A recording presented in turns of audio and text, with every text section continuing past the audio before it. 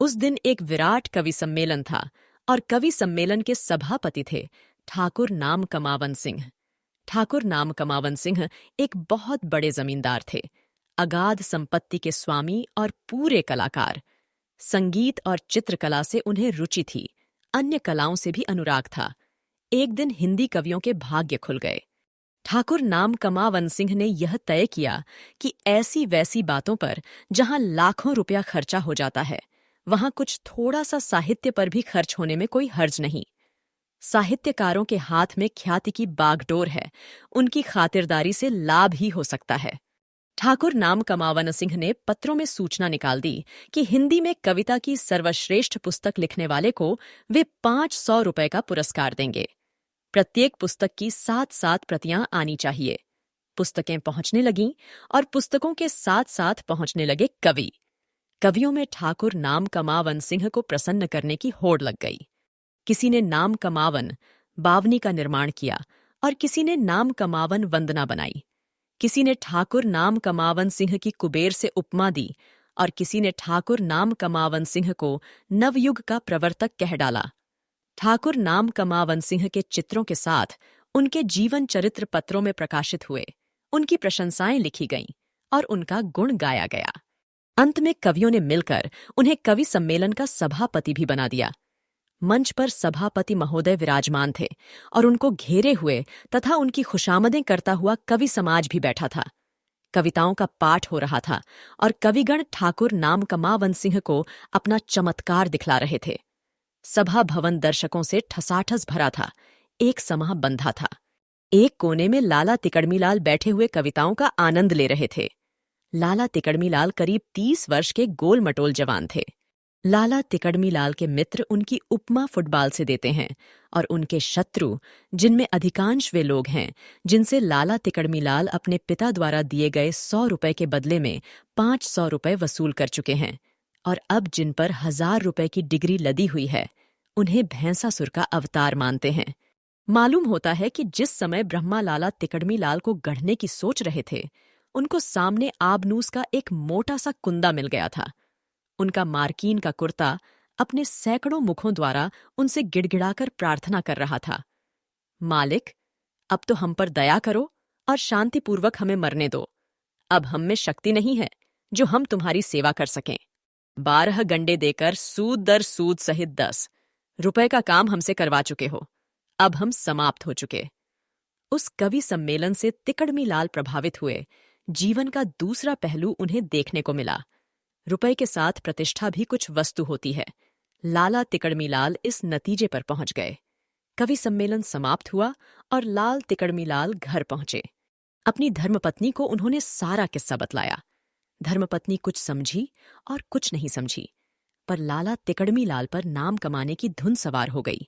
रात भर लाला साहब ने सपने देखे। कवि सम्मेलन का दृश्य उनकी आंखों के आगे था और सभापति स्वयं लाला तिकड़मीलाल थे। कविगण उनको घेरे बैठे थे और चारों ओर उनकी प्रशंसा हो रही थी। दूसरे दिन सुबह उठकर लाला तिकड़मीलाल ने साबुन लगाकर अपना शरीर साफ किया, कपड़े बदले और शीशे में मुंह देखा। इसके बाद वे फटीशज्जी के घर पहुंचे। फटीशज्जी हिंदी के एक सुविख्यात कवि हैं। उन्होंने एक बार लाला तिकड़मीलाल से 10 रुपए लिए थे, जिसे लौटाने का उन्होंने कभी नाम न लिया।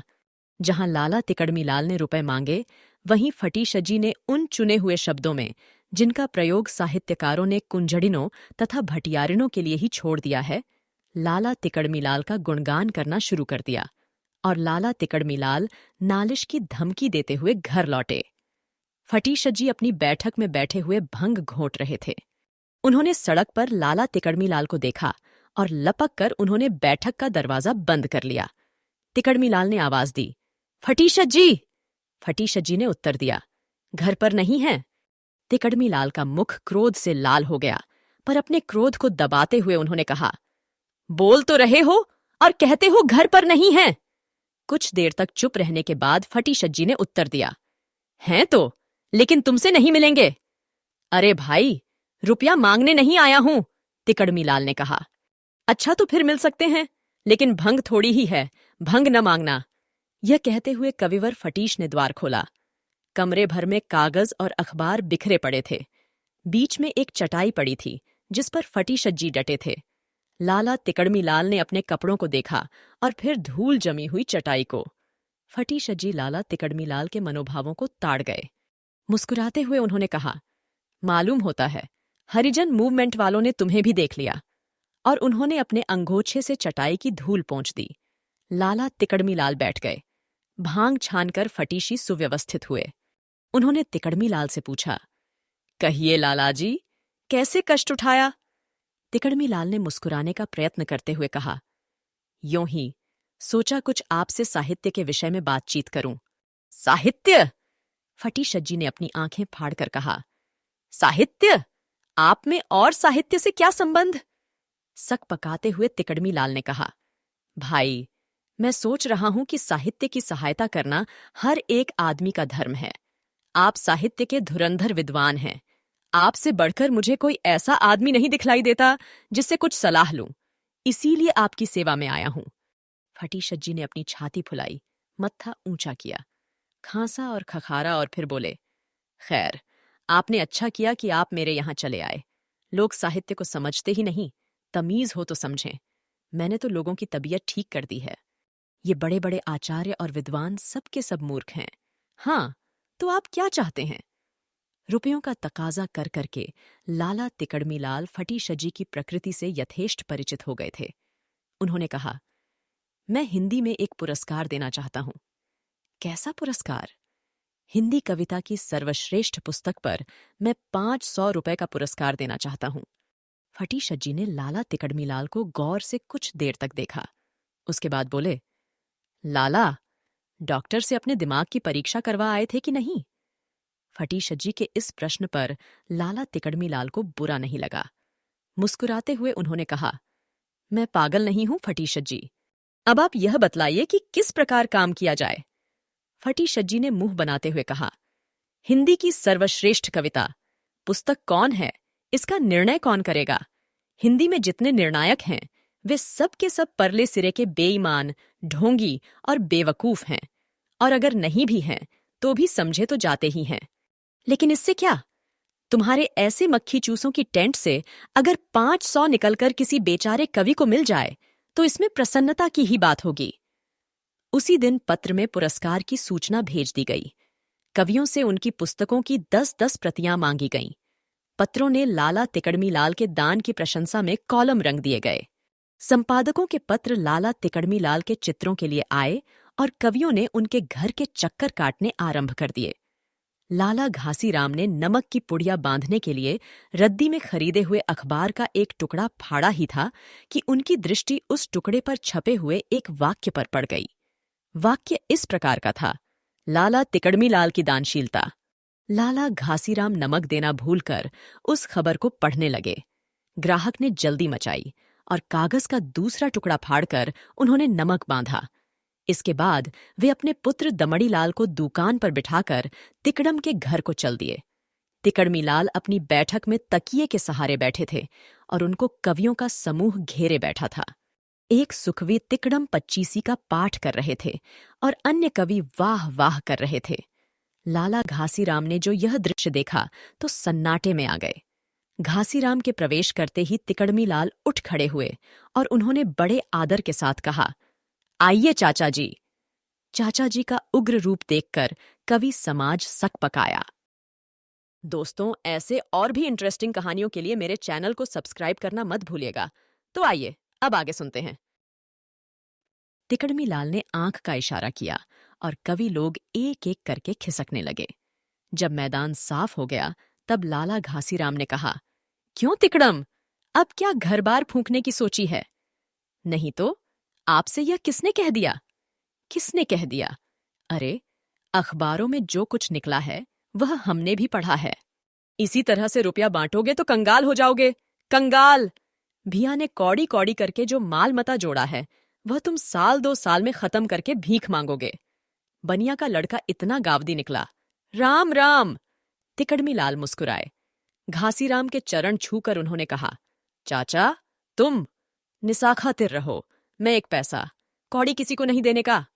मैंने तो वह काम किया है कि नाम का नाम हो और रुपया भी पैदा करूं। यह कैसे? लाला घासीराम के चेहरे पर स्पष्ट आश्चर्य की मुद्रा आ गई थी। तो सुनिए, मैंने 500 रुपया देने को कहा है और हर एक कवि से 10-10 किताबें मंगवाई हैं। 70 कवियों ने किताबें भेजी हैं। इस तरह करीब 700 किताबें मेरे पास इकट्ठी हो गई हैं। इन 700 किताबों का दाम औसतन 1200 रुपया होता है। मैं किताबों के एजेंट से बातचीत कर रहा हूं। 600 रुपया में किताबें बिक जाएंगी। इसमें मान लीजिए कि 500 रुपया दे भी दिया तो 100 रुपया बच जाएगा। यह कहकर लाला तिकड़मीलाल ने अपने चाचा को किताबों से भरी अलमारियां दिखलाई और एजेंट से पत्र व्यवहार दिखलाया। लाला घासीराम की आंखों में अश्रु उमड़ पड़े। उन्होंने अपने भतीजे के सिर पर हाथ रखते हुए कहा, बेटा, तुम कुल उजागर पैदा हुए। तुम हमारे कुल का नाम चलाओगे, हमें मालूम हो गया। और देखो, दमड़ी को भी अपने साथ लेकर कुछ ऐसे ही करतब सिखलाओ। और अपना आशीर्वाद देकर लाला घासीराम दुकान की ओर चल दिए। अगर श्रीयुत टेव प्रसाद टेव का कहना था कि वे देव से बढ़कर हैं, तो उन्हें कोई रोक नहीं सकता था। उन्होंने काफी रुपया पैदा किया था और मुक्त हस्त से हिंदी में कवियों तथा लेखकों को रुपया बांटकर उन कंगाल कवियों तथा लेखकों पर काफी एहसान करते थे। एहसान के बोझ से लदे हुए कवियों ने श्रीयुत टेव प्रसाद के नाम से कविताएं लिखीं और लेखकों ने उनके नाम से लेख लिखे और एक दिन टेव प्रसाद महाकवि टेव बन गए। महाकवि टेव का दावा था कि उन्होंने साहित्य का निर्माण किया, कवियों तथा लेखकों को उन्होंने प्रोत्साहन दिया और हिंदी साहित्य में उन्होंने वह किया जो किसी दूसरे ने नहीं किया। टेवजी ने एक दिन अपनी कविताओं का संग्रह प्रकाशित कराया और उसका नाम रखा टेव शतक। टेव शतक की चारों ओर आलोचनाएं हुईं। लोगों ने फतवा दे दिया कि टेवजी देवजी से बढ़ गए हैं। तिकड़म पुरस्कार में टेवजी ने भी अपनी टेव शतक भेज दी। इधर हिंदी संसार में धूम मची हुई थी कि देखें तिकड़म पुरस्कार इस बार किसको मिलता है, और उधर टेव शतक पर यह विवाद उठ खड़ा हुआ था कि हिंदी में टेव बड़े हैं या देव। कुछ लोगों ने टेवजी का विरोध किया। इन विरोधियों में वे थे जिन्हें टेवजी ने कभी कुछ नहीं दिया था, और टेवजी ने कमर कस ली कि तिकड़म पुरस्कार लेकर ही छोड़ेंगे। टेवजी ने एक दिन लाला तिकड़मीलाल को अपने यहां आमंत्रित किया। स्वादिष्ट भोजन हुए। बिजली के पंखे के नीचे दोनों आदमी बैठे। टेवजी ने बात आरंभ की, तिकड़मीजी, इस बार आपने निर्णायक कौन कौन लोग रखे हैं? अपनी एक आंख दबाए हुए तिकड़मीलाल ने कहा, टेवजी, मुझे दुख है कि मैं आपको निर्णायकों के नाम न बतला सकूंगा, क्योंकि ऐसे मामलों में निर्णायकों के नाम बहुत अधिक गुप्त रखे जाने चाहिए। आप जो कुछ चाहें मुझसे बातें कर लें। टेवजी ने देखा कि मौका अच्छा है। वे बोले, हाँ तिकड़मीजी, आप ही सब कुछ हैं। आपने टेव शतक पर निकली हुई समालोचनाएं तो पढ़ी होंगी। तिकड़मीलाल मुस्कुराए, हाँ साहब, समालोचनाएं तो पढ़ डालीं और बड़ी अच्छी हैं, पर लोगों का कहना है कि आपके पक्ष में निकली हुई समालोचनाएं निष्पक्ष भाव से नहीं लिखी गईं। टेवजी आवेश में कांपने लगे, गरज कर बोले, ऐसा कहने वाले लुच्चे हैं, शौहदे हैं, नमक हराम हैं। मेरे यहां से इतना रुपया पाया है और मेरी ही निंदा करते हैं। उनकी बातों का आप विश्वास क्यों करते हैं? विश्वास तो नहीं करता, पर अविश्वास ही क्यों किया जाए? निर्णायकों के हाथ में पुस्तकें हैं, वे अपना निर्णय दे देंगे। आप साफ साफ कहिए कि आप क्या चाहते हैं। टेवजी ने साहस किया, मैं यह चाहता हूं कि वह पुरस्कार मुझको मिले। तिकड़मीलाल ने अपने मत्थे पर हाथ लगाया, यह तो बड़ी मुश्किल बात है, लेकिन अगर आप एक बात मान लें तो शायद मसला हल हो जाए। वह बात है क्या? उत्सुकतापूर्वक टेवजी ने पूछा। वह बात यह है कि पुरस्कार आपको मिल जाएगा, लेकिन 500 रुपए आपको न मिलकर निर्णायकों में सम्मति देने के लिए बांट देने पड़ेंगे। स्वीकार है, तपाक के साथ टेवजी ने कहा। उस दिन एक विराट कवि सम्मेलन था और सम्मेलन के सभापति थे श्रीमान लाला तिकड़मीलाल। संयोजक श्रीयुत टेव थे और टेवजी ने बड़े परिश्रम के साथ बाहर से बड़े बड़े कवियों को आमंत्रित किया था। मंच पर लाला तिकड़मीलाल विराजमान थे और वे फूलों से लदे हुए थे। उनको घेरे हुए बैठा था कवि समुदाय। कवि सम्मेलन आरंभ हो गया। कवि सम्मेलन के समाप्त हो जाने के बाद सभापति महोदय उठे। उन्होंने कहा, सज्जनों, इस वर्ष का तिकड़म पुरस्कार हिंदी के सर्वश्रेष्ठ कवि कवि सम्राट टेवजी को दिया जाता है। चारों ओर से करतल ध्वनि होने लगी और लोगों ने लाला तिकड़मी लाल की जय के नारे लगाए। एकाएक कवि सम्मेलन में सन्नाटा छा गया।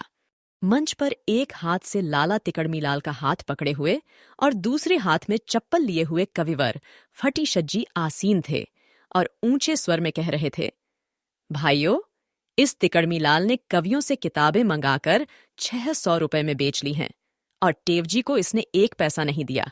यह बड़ा धूर्त और जालिया है। जिस एजेंट के हाथ इसने किताबें बेची हैं, वह इसके सभी पत्रों के साथ यहां पर मौजूद है।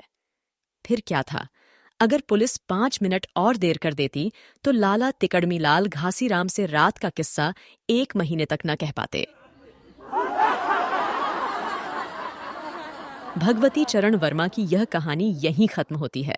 और भी इंटरेस्टिंग कहानियों के लिए मेरे चैनल को सब्सक्राइब और लाइक करना मत भूलिएगा। सुनने के लिए धन्यवाद।